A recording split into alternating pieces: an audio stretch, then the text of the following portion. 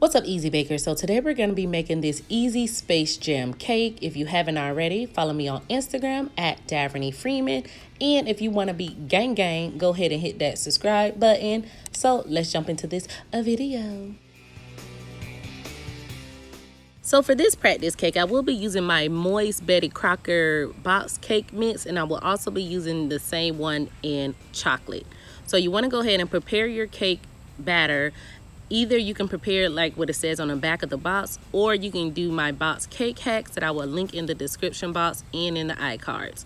So for this, I did 2 6-inch cake, 2 4-inch cake, and this spear cake, but I only use 1 instead of 2. So get those air bubbles out, cook them per the instructions, and you also want to level them off so it can have as smooth of a surface that you possibly can get.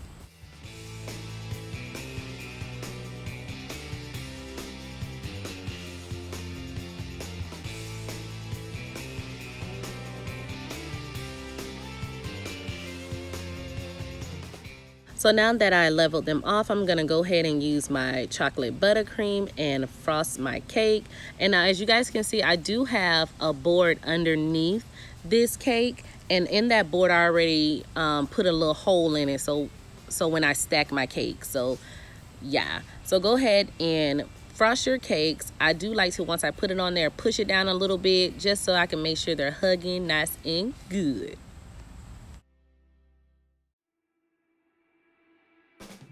So after I frost the first layer of all of my cakes, I will stick them in the refrigerator, then take them out and do a second layer of frosting. And once I do that second layer of frosting, I will stick my chocolate cakes inside of the refrigerator, but this white cake I'm going to put in the freezer.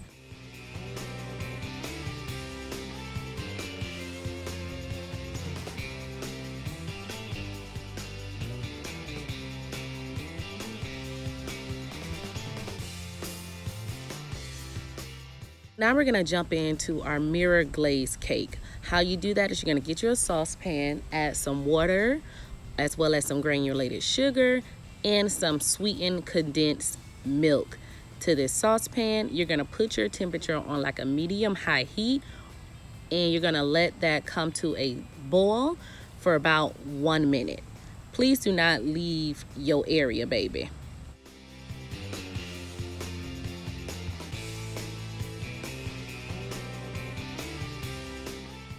So now that you got that all mixed up and it's going to start to come to a boil, you're going to work on your gelatin blooming process, okay? So what you do is I take my unflavored gelatin that I got from Walmart. This is the powder.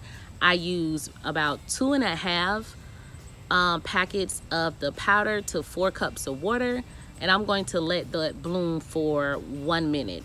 So by the time your stuff come to a boil, it should be done blooming. And instead of using a toothpick to stir yours around, probably use a fork or a whisk, baby. Girl, I get on my nerves. So now you guys see how that my mixture is starting to bubble up. It's going to bubble and it's going to rise. So please stay by your stove because it's really easy to bubble all over, and this is very sticky. So you're gonna have a lot of mess to clean up, baby.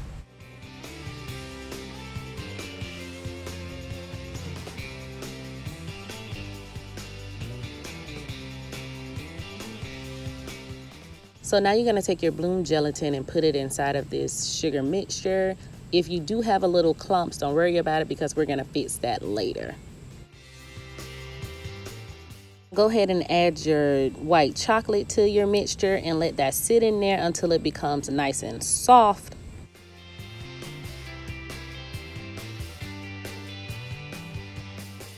And I didn't have like a little hand immersion whatever thing blender, so I used a whisk, but if you do have one, then you want to use that so it can get combined together. But if you don't, like me, just use whatever you have. Try not to put as many air bubbles inside of it though.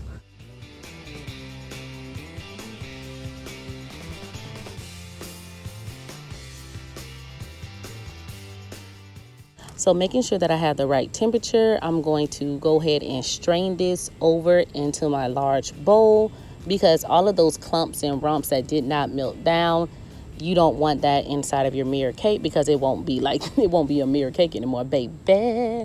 So look at all that nastiness. Yeah, throw that away and move on to the next step. So now we're gonna make sure that our mixture is between 90 to 95 degrees. If it's cooler than that, just stick it in the microwave. But if it's hotter than that, just let it cool off because you're gonna be sad.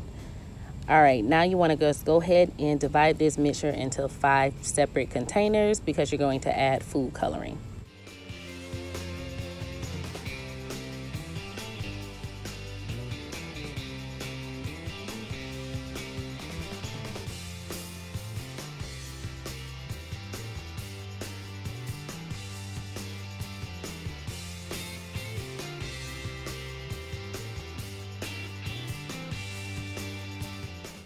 So now you have everything separated. You're gonna start with your food coloring. I'm using some gel food coloring in black as well as dark blue. And I'm going to mix that around until I get the color that I want. And I'm going for like a galaxy color. So you're gonna mix that around. I also did light blue to a separate container. And I just went ahead and just did the rest of my colors, which was off camera, which was another dark blue, purple, and pink. Then I'm going to take my cake out of the freezer and I'm going to pour my chocolate mixture on it just to try to make sure that you get the size and everything so you can have a complete cover. As you guys can see, I do have it on a wire rack with a brown paper bag with another pot underneath it. This will be a sticky mess, but it's really cool and it's really fun. I did end up using all of the colors because I just thought it was pretty.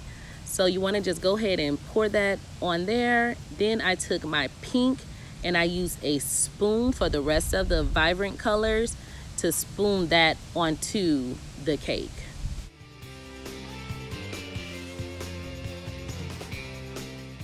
So there's no right or wrong way to do this cake. You just go with the flow, whatever you like, however you think is gonna be pretty, and keep moving forward. You know what I'm saying? So this cake was my nephew's 7th birthday party cake. He had a Space Jam theme, and you know Auntie finna come through, and we finna make a Space Jam cake. Period. He said that's what he wanted, so that's what you get. Now I'm taking my little bamboo strewer and trying to make a marble effect. That didn't really work because I took too long to do it, but yeah, whatever. Once you get your desired look, go ahead and put that in the refrigerator until it's ready to stack. Then you're gonna move on to making your basketball fondant. And I'm using some old orange fondant that I had with some white and some brown. And I'm going to knead that together, add a little bit more orange food coloring, and this roll it out and put it on my basketball cake.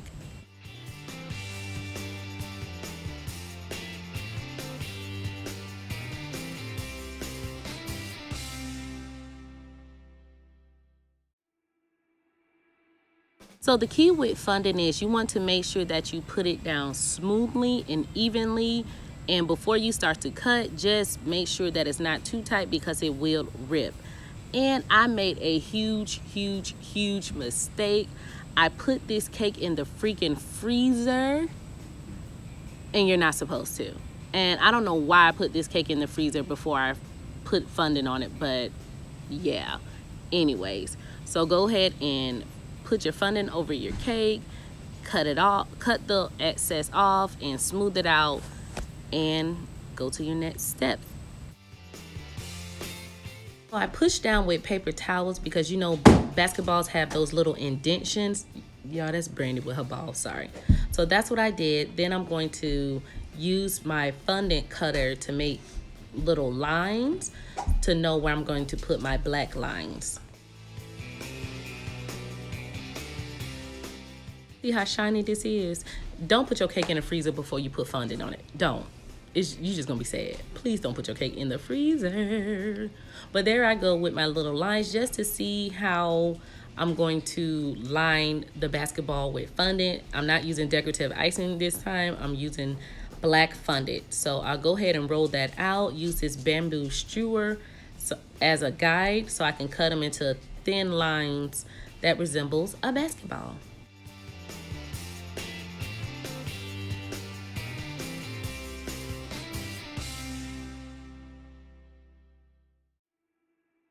So before you start to ice and decorate your cake, you do want to make sure that you place little holes the size of your bamboo strewer inside of all of your cakes evenly, because it will be challenging once you start to stack them. So you want to have that all pre-done so you won't have to kind of mess up your cake with these holes. So now here we go. We're trying to stack this cake. I did not put any holes in my cake before, which was a little, that's why I'm like, okay, how am I gonna do this? But we made it work.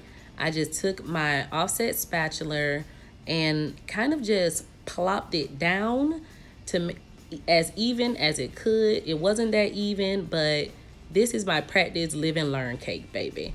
So now I'm taking my bamboo strewer and pushing it down, trying not to damage the cake.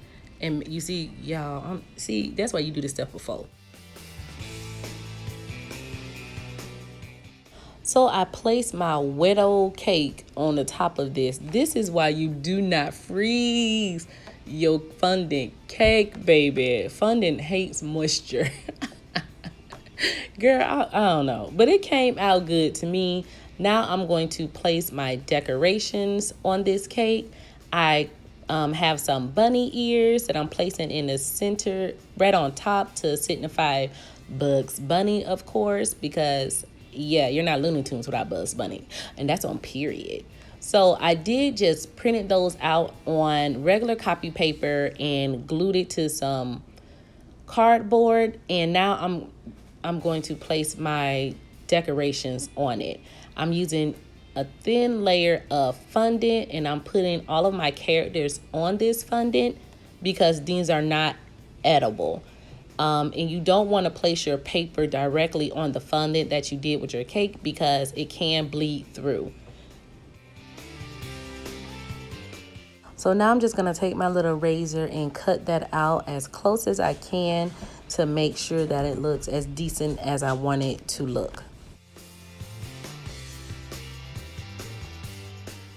So I am using this method for all of my decorations, and I was going to do more decorations, but that water that I'm using to adhere the paper, child, that fell over on all of my directions, all of my little characters. So I was like, you know what? We only going to have 4 of them today. So go ahead and do that, cut it out, and put it on your cake.